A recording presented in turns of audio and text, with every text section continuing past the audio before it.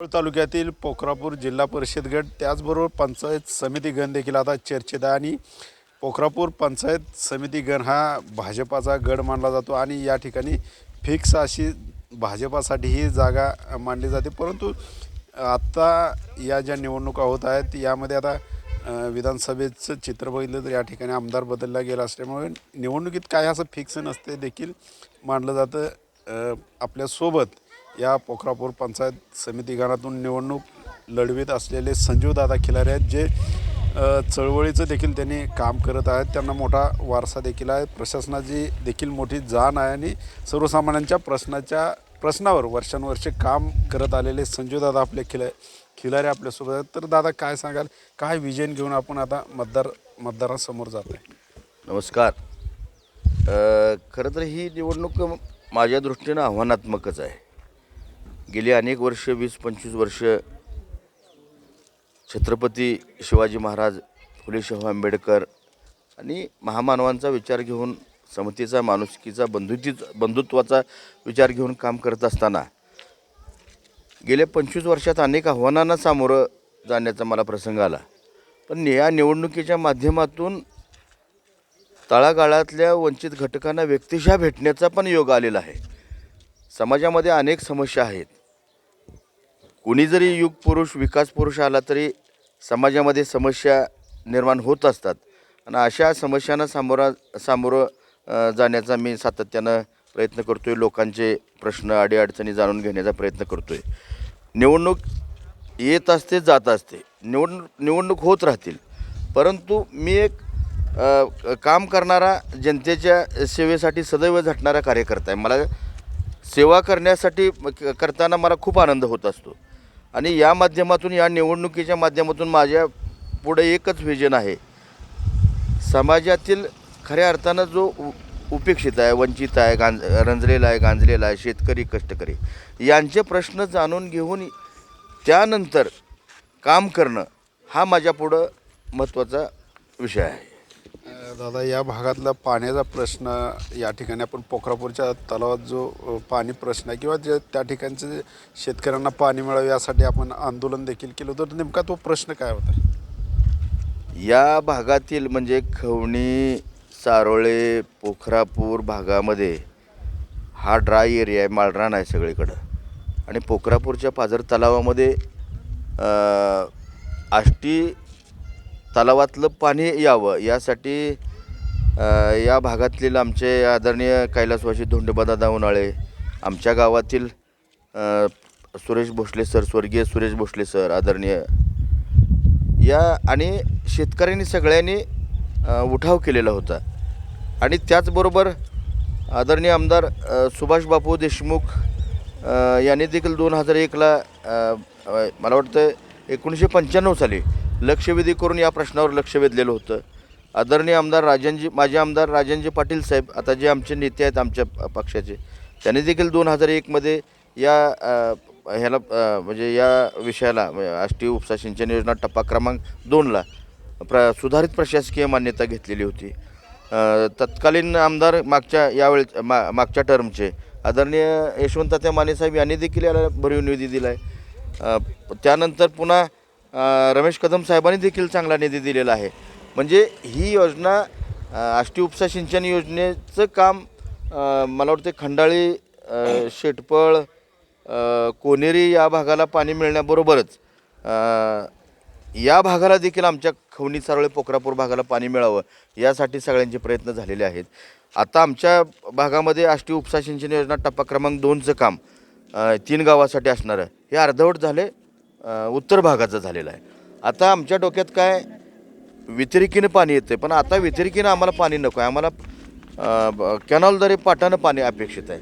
म्हणून आम्ही आपले राज्याचे जलसंपदा मंत्री आदरणीय विखे पाटील साहेब यांना सातत्यानं शिष्टमंडळाद्वारे या परिसरातील शेतकऱ्यांच्या माध्यमातून भेटून दक्षिण भागाचा सर्वे देखील आम्ही करून घेतलेला आहे. म्हणजे ते देखील काम सर्वे करून तसा प्रस्ताव शासनाला सादर करणं आणि त्या आता नवीन प्रस्तावामध्ये चिखली आणि यावली, आता आदरणीय राजन पाटील साहेबांनी परवा सांगितलं की हे दोन गावं देखील आम्ही घेतलेली आहेत. आनंदच आहे. पण या 2 गावाला देखील पाणी मिळालं पाहिजे ही आमची भूमिका आहे. नव्यानं ह्या योजनेसाठी शासनाकडे प्रस्ताव सादर करणं आणि या भागाला पाणी मिळणं त्यासाठी पुढचं म्हणजे आमचा संघर्ष राहील किंवा शासन आमचं असल्यामुळं निश्चितपणानं राज्याचे मुख्यमंत्री आदरणीय देवेंद्रजी फडणवीस साहेब आम्हाला न्याय देतील अशी आम्हाला खात्री आहे. दादा, आपण फिरताय मतदारसंघातील गावागावात जाताय, काय प्रश्न आहेत? खरं तर गावखेड्यामध्ये जात असताना शेतकऱ्याच्या बांधापर्यंत रस्ते नाहीत. मग त्या म्हणजे रस्ते कसं आहे, ग्रामीण भागातील अर्थव्यवस्था खऱ्या अर्थानं शेतीपूरक व्यवसायावर आहे. आमचा भागच मुळात दुष्काळी असल्यामुळं शेतीला जोडधंदा म्हणून मग कुक्कुटपालन असेल, बकरी पालन असेल, त्याचबरोबर दुग्ध व्यवसायासाठी गाई म्हशी गुरं हा पाळण्याचा व्यवसाय असेल. मग येणाऱ्या शेतकऱ्यांना दूध संकलनासाठी किंवा बाजारपेठेकडे जाताना येण्या जाण्याचा रहदारीचा रस्ता व्यवस्थित नाही. मग त्या रस्त्याचं काम गावोगावी होणं अपेक्षित आहे. आता कोनेर गावचं गाव फार मोठं गाव आहे. कोनेर सारखं गाव, त्या गावामध्ये आष्टी उपसा सिंचन योजनेचं पाणी आल्यामुळं आता सगळीकडं बागायत झाले, फळबागा शेतकऱ्यांनी विपुल प्रमाणात लावलेले आहेत. अर्थकारण चांगलं होतं आहे. परंतु त्या भागात त्या कोनेर गावामध्ये मोठ्या प्रमाणात शिवार असल्यामुळं तिथं म्हणजे गावाकडे येण्याला आवक जाव करण्यासाठी रस्ते व्यवस्थित नाहीत. तर त्या रस्त्याचा प्रश्न माझ्या दृष्टीनं महत्त्वाचा आहे. कोनेरी असेल, हिवरा असेल, हिवरा देखील फार मोठं लोकसंख्येचं गाव आहे आणि यावलीसारखा मोठा भाग आहे. तर या गावांना जोडणारे जे शेतकऱ्यांचे पाणंद रस्ते असतील, बांधावरचे रस्ते असतील, आदरणीय बावनकुळे साहेबांनी या अनुषंगानं पण चांगली घोषणा केलेली आहे, भूमिका घेतली आहे. या सगळ्या रस्त्यांना नंबर देऊन पाणंद रस्ता योजनेतून हे सगळे रस्ते करावायचे आहेत. आणि निश्चितपणानं मी सरकारी दरबारी विनंती करून, भाजपा प्रणित सरकारला विनंती करून, आदरणीय पालकमंत्री आमचे जयभाऊ आहेत, एक चांगले नेतृत्व आहे, खंबीर नेतृत्व आहे, विकासाभिमुख लोकाभिमुख काम करतायत, त्यांना विनंती करून आणि आदरणीय राजन पाटील साहेबांच्या नेतृत्वाखाली आमच्या भागामध्ये रस्ते करण्याचा प्रयत्न करणार आहे. पाणी मुबलक पाणी गावगाड्यामध्ये गावकऱ्यांना ग्रामस्थांना मिळालं पाहिजे. तो देखील आमच्यापुढं संकल्प आहे. स्वच्छतेचा विषय, काही ठिकाणी यावलीसारखा भाग आहे तर त्या ठिकाणी थोडीशी स्वच्छतेचा अभाव आहे, दिवाबत्तीची सोय नाही, असे प्रश्न आहेत अनेक ग्रामीण भागातले. आणि व्यक्तिशः आम्ही सगळ्या गावगाड्यामध्ये जे आमच्या आता या जिल्हा परिषद गटामध्ये जेवढी काही गावं आहेत त्या गावामध्ये वातानुकूलित अभ्यासिका, जेणेकरून UPSC MPSC तयारी करणारे आपल्या भागातले विद्यार्थी आहेत, क्लास 1 क्लास 2 अधिकारी होऊ पाहण्याचं स्वप्न बघतायत. अशा विद्यार्थ्यांसाठी आम्ही वातानुकूलित अभ्यासिका निर्माण करण्याचा प्रयत्न करतो आहे. माझं गाव खवणे आहे. आता माझ्या गावामध्ये मुलींसाठी आणि मुलांसाठी तशा पद्धतीनं अभ्यासिका वातानुकूलित आम्ही आपलं त्याचं काम प्रगतीपथावर आहे. आणि हे एक व्हिजन आहे माझ्यापुढं. आरोग्याच्या सुविधा प्रत्येक गावगाड्यामध्ये गावखेड्यामध्ये पोचल्या पाहिजेत. त्यासाठी शिबिर आयोजित करून आपल्या ग्रामीण भागातल्या वृद्ध माय बहिणी म्हणजे जे वडीलधारी मंडळी आहेत आणि जे माता भगिनी आहेत त्यांची सेवा शुश्रूषा करण्यासाठी आरोग्याचा एक विषय माझ्या डोक्यापुढे आहे, आमच्या म्हणजे मनामध्ये आहे. ते देखील सुविधा देण्याचा आम्ही चांगला प्रयत्न करू. दादा, पुढचा उमेदवार हा पैलवान आहे म्हणतो जिल्हा परिषद गटातील. तसं पाहता तर त्याचा भाऊ या निवडणुकीच्या रिंगणात आहे, पण तो पैलवानाची हवा असल्याचं बोललं जातं. काय झालं आहे, हे पैलवान नितीन निळे हे जिल्हा परिषदेचे सुरुवातीचे उमेदवार म्हणून त्यांनी या भागामध्ये जरा पैसा जास्त असल्यामुळं असल्यामुळं त्यांनी गावोगावी आपला पैशाचा अवास्तव वापर केलेला आहे. लोकांमध्ये एक भपकेबाजपणा केला आहे. आणि आता त्यांची जी प्रचाराची यंत्रणा आहे, जवळजवळ 15-20 गाड्या असतात आणि हुल्लडबाजी करणारे सगळे त्यांचे कार्यकर्ते आहेत, हुर्रे करतात फिरतायत. पण मला टीका टिप्पणी पण करायची नाही, परंतु पैलवान नितीन निळे यांनी सुरुवातीला मी स्वतः उमेदवार आहे म्हणून सगळ्याला सांगितलं. आणि आता त्यांचा एक भाऊ आहे, मला वाटतं सर्जेराव निळे, तर ते अशिक्षित आहे, ते अडाणी येते, त्यांना बोलता येत नाही व्यवस्थित. या भागातले प्रश्न, शेतकऱ्यांचे, कष्टकऱ्यांचे प्रश्न काय आहेत, शिक्षणासाठी काय केलं पाहिजे, आरोग्याच्या सुविधा काय असाव्यात, म्हणजे कुठलंही व्हिजन नाही. आणि त्या भावाचा अर्ज भरलेला आणि हे स्वतः मतं मागत फिरत आहेत. आणि मला वाटतं मी पैलवान आहे, माझ्याकडे नम्रता आहे. नम्रता सगळ्यांकडेच असते, नम्र सगळ्यांनीच असावं, विनम्र असावं. माणुसकी तर जपणारे आपण सगळेच जण आहोत. हा तर माणसाच्या अंगी स्थायी भाव असला पाहिजे, निर्व्यसनीपणा असला पाहिजे, चारित्र्य संपन्नता असली पाहिजे.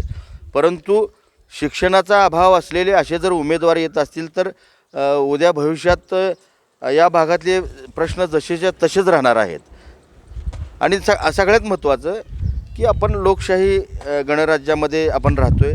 परमपूज्य डॉक्टर बाबासाहेब आंबेडकरांनी आपल्याला सर्वांना समानतेनं वागणारं, समता बंधुत्व सांगणारं संविधान दिलं आहे. आणि लोकशाहीमध्ये आपल्या 73व्या घटनादुरुस्तीच्या माध्यमातून या देशाला, राज्याला पंचायत राज व्यवस्था आणली आहे. म्हणजे ग्रामीण भागामध्ये ग्रामपंचायतीचा कारभार पाहत असताना लोकाभिमुख कारभार झाला पाहिजे. म्हणून ग्रामीण भागातल्या ग्रामस्थांचा सहभाग, जास्तीत जास्त सहभाग नोंदवून प्रशासन आणि ग्रामस्थ एक समन्वय साधला जातो. आणि ग्रामीण भागातले प्रश्न असतील, म्हणजे मूलभूत सुविधा असतील, विकासाच्या कामं असतील, तर ते आपण पंचायत समितीच्या म्हणजे पंचायत समिती च्या माध्यमातून जिल्हा परिषदेकडे मांडत असतो. म्हणजे ग्रामपंचायतीमध्ये आपण ग्रामपंचायत सदस्यांना निवडून देतो, सचिव कारभार पाहतात, सगळे सरपंच वगैरे एकत्र कामगार पाहतात. तालुका पंचायत समितीला पंचायत समिती सदस्य निवडून देतो, गटविकास अधिकारी आणि प्रशासन या सगळ्या गावखेड्यातले प्रश्न एकत्रित संकलित करून आपण कुठल्या विकासाच्या योजना, सोयी सवलती या भागाला, तालुक्याला दिल्या पाहिजेत, तसे प्रस्ताव जिल्ह्याकडे सादर करतो. आणि जिल्हा सभागृहामध्ये जिल्हा नियोजन समिती असेल, शासन असेल, याच माध्यमातून आपण या भागातल्या, आपल्या जिल्ह्यातल्या लोकांचे मूलभूत प्रश्न आपण सोडवण्याचा प्रयत्न करत असतो. खरं तर ते मिनी मंत्रालय आहे आणि तिथं काम करायला खूप संधी आहे. आणि आपल्या भागातले आपण प्रश्न मांडायला कमी पडलो किंवा या अशा अशिक्षित उमेदवाराकडून जर जनतेनं चूक केली आणि अशिक्षित उमेदवार निवडून दिला आणि आपल्या भागातले हे सगळ्या समस्या, विकासाची कामं जर मांडायला तो उमेदवार कमी पडला, तर आत्ता जी परिस्थिती आहे, आज आम्ही भागामध्ये फिरत असताना सगळीकडे बोललं जातं की आदरणीय माजी आमदार यशवंत तात्या माने साहेबांनी रस्त्याचं अक्षरशः जाळं विणलं आहे. आज हे जे विरोधक प्रचार करतायत ते कॉन्क्रिटीकरण रस्त्याच्या माध्यमातून म्हणजे सगळीकडे सुखकर प्रवास करतात. त्यांनासुद्धा लक्षात आलं असेल. अनेक जलसंधारणाची कामं असतील, मूलभूत सुविधेची कामं असतील, आरोग्याचे प्रश्न असतील, तात्यांनी खूप चांगलं काम केले. 3,500 कोटीचा निधी आणला आहे. ग्रामीण भागातली जनता सांगते आम्ही चूक केली, तात्याला निवडून द्यायला पाहिजे होतं. मग अशी जर या म्हणजे जिल्हा परिषद पंचायत समितीच्या निवडणुकीच्या निमित्तानं जर जनतेनं चूक केली तर ती महागात पडणार आहे आणि आपले प्रश्न जसेच्या तसेच राहणार आहेत. त्यामुळं माझी तमाम मायबाप मतदार बंधू भगिनींना माझी विनंती आहे, आपण या उमेदवाराची तुलना करावी. काम करणारा उमेदवार कुठला आहे, त्याची क्षमता काय आहे, त्याची गुणवत्ता काय आहे, हे आपण तपासलं पाहिजे.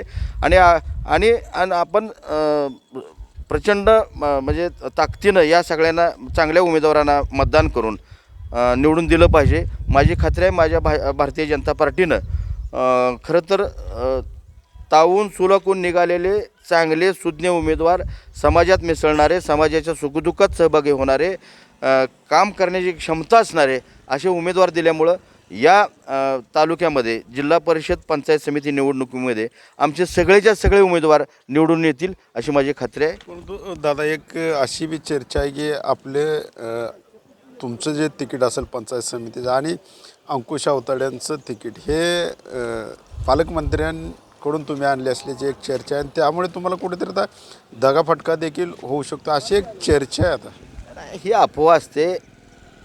एक तर मुळामध्ये या तालुक्यामध्ये भाजपाची ताकद ही थोडीशी कमीच होती.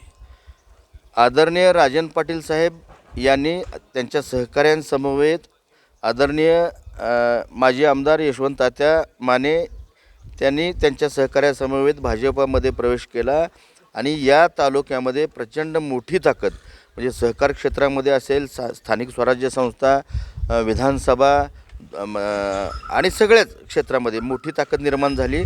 म्हणून जनतेची दिशाभूल करायची म्हणून अशा पद्धतीनं विरोधक अपप्रचार करत आहेत.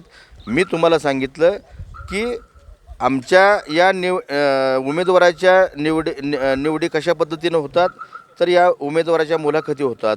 तो उमेदवार जनतेमध्ये कशा पद्धतीनं काम करतोय त्याची प्रतिमा काय आहे, सर्वे होतो आमच्या भाजपाचा अप्रत्यक्ष. आणि सर्वे कोण करतायत हे आम्हाला देखील माहीत नसतं.